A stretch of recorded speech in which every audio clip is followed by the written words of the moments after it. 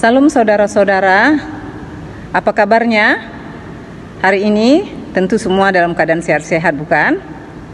Sebelum kita memulai aktivitas kita, marilah kita terlebih dahulu mendengar firman Tuhan, tetapi sebelumnya kita bersatu dalam doa. Damai sejahtera Allah yang melampaui segala akal kiranya memelihara hati dan pikiranmu di dalam Kristus Yesus Tuhan kita. Amin. Saudara-saudara yang dikasihi Tuhan kita Yesus Kristus, firman Tuhan yang akan menghantarkan kita untuk memulai segala aktivitas kita diambil dari Mazmur 19 ayat 13. Siapakah yang dapat mengetahui kesesatan? Bebaskanlah aku dari apa yang tidak kusadari. Demikian firman Tuhan. Yang dikasihi Tuhan kita Yesus Kristus, kita sering sekali mendengar kata-kata penyesalan dari seseorang, bahkan mungkin dari diri kita sendiri. Penyesalan itu biasanya selalu datangnya belakangan, di mana setelah kita melakukan dosa-dosa, kejahatan, atau yang berhubungan dengan kesesatan-kesesatan, barulah kita mengatakan, aku menyesal telah melakukan perbuatan tersebut. Kita mengatakan seperti itu. Demikian pun firman ini memberitahukan kepada kita bagaimana seorang raja pilihan Tuhan, yaitu Raja Daud. Dia pun sama seperti kita, tidak luput dari kesesatan, tidak luput dari perbuatan-perbuatan yang bertentangan dengan kehendak Tuhan. Dan salah satu dosa yang terkenal dari Raja Daud adalah di mana dia mengambil Batseba untuk dijadikan menjadi istrinya setelah dia terlebih dahulu memuaskan niat jahatnya terhadap suami dari Batseba atau yang bernama Uria. Dia menginginkan kematian Uria, lalu dia mengutus Uria ke medan pertempuran, ke medan peperangan, dan akhirnya Uria meninggal dunia dalam peperangan.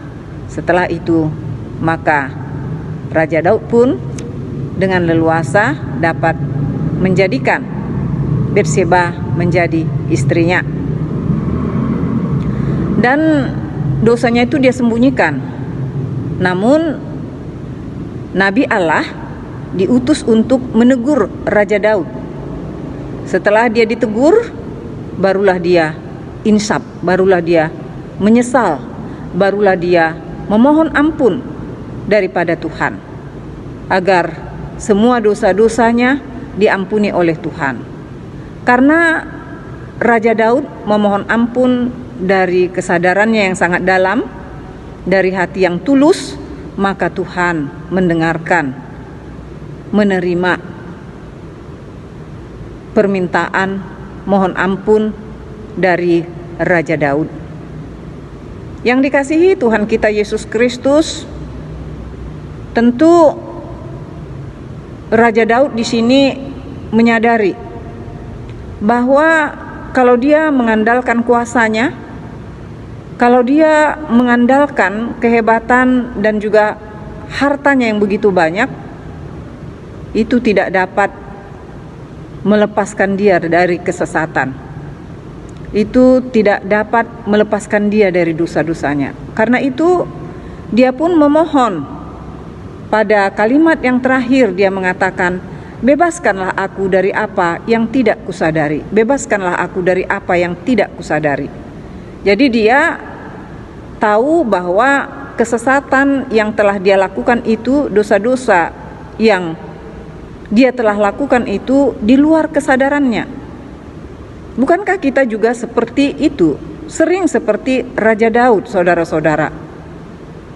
Kita melakukan kesesatan melalui perilaku kita yang jahat, menyakiti hati orang, menyakiti hati Tuhan.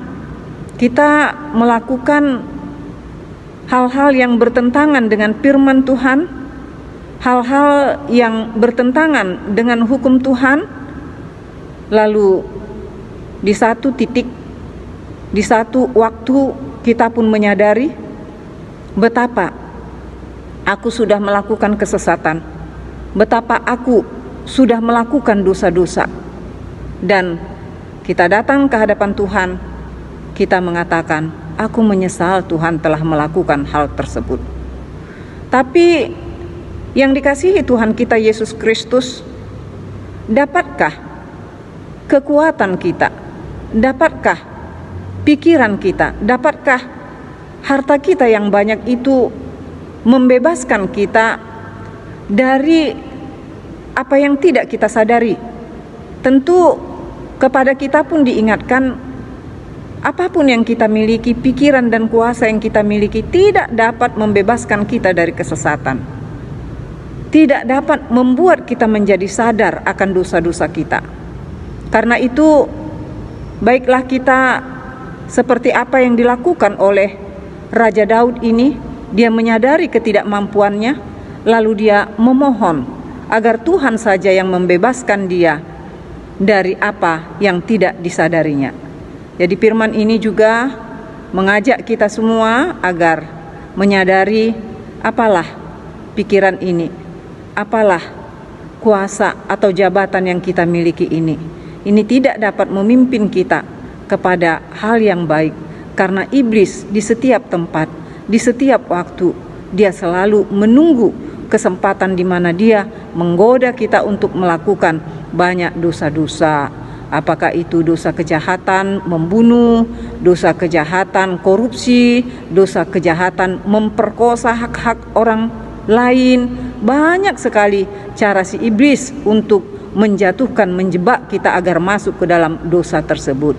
Karena itu, marilah kita seperti apa yang diajarkan oleh firman Tuhan pada hari ini, kita mengatakan kepada Tuhan, Tuhan berikanlah aku dari, Tuhan bebaskanlah aku dari apa yang tidak kusadari. Kita memohon kepada Tuhan Yesus agar Dia mengirimkan Roh Kudus-Nya setiap saat untuk memimpin hidup kita, memimpin langkah kita, sehingga apapun yang kita lakukan di dalam hidup kita ini, kita tidak terjerumus ke dalam dosa, kita tidak terjerumus ke dalam kesesatan. Jadi Tuhan yang memberkati kita dalam segala apa yang kita lakukan, dalam segala apa yang kita perkatakan, boleh berkenan di hadapan Tuhan. Dan si iblis pun akan dihalau, si iblis pun akan ditaklukkan, dan kita dijagai oleh Tuhan kita Yesus Kristus melalui Roh Kudus-Nya. Tuhan memberkati kita semua. Amin. Kita berdoa. Terima kasih Tuhan, karena Tuhan telah membekali kami pada hari ini dengan firman Tuhan, bahwa kami sering sekali tidak menyadari kalau kami telah terjatuh ke dalam kesesatan. Untuk itu kami memohon ampun kepadamu Tuhan, dan kami memohon kekuatan daripadamu. Biarlah Tuhan selalu mengutus Roh Kudus Tuhan untuk memberi kepada kami kesadaran agar kami tidak terjatuh di dalam kesesatan. Pimpinlah kami Tuhan di dalam segala kegiatan pekerjaan kami dalam satu hari ini. Kami boleh memuliakan Tuhan dengan berbagai-bagai kegiatan, dan kami boleh juga menjadi berkat bagi sesama. Terima kasih Tuhan, di dalam Yesus Kristus kami berdoa dan bersyukur kepadamu. Amin. Tuhan kiranya memberkati saudara-saudara dalam pekerjaan, dalam segala aktivitas kita satu hari ini.